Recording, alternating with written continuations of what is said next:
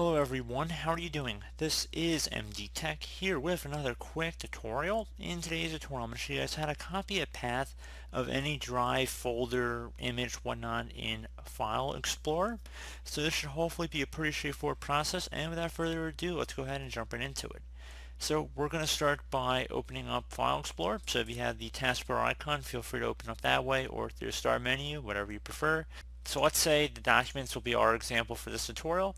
So what you have to do is hold down the Shift key on your keyboard while right-clicking on the file or folder you want to find the full path for. So now that you've done that, now you should have some options in here.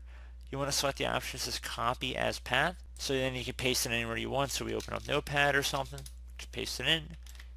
So you can see the path of the folder right through there.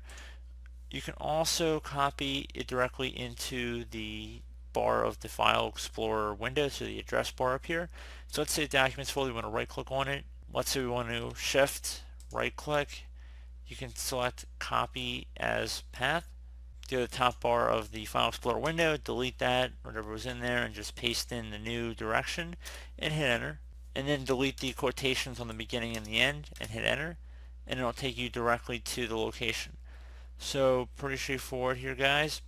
Do hope I was able to help you out. Again, make sure you're holding down the Shift key on your keyboard while right-clicking on the folder. So make sure you're holding down the Shift key on your keyboard while right-clicking on these folders, or you will not have these options. So I do hope this brief tutorial was able to help you guys out, and as always, thank you for watching, and I do look forward to catching you all in the next tutorial. Goodbye.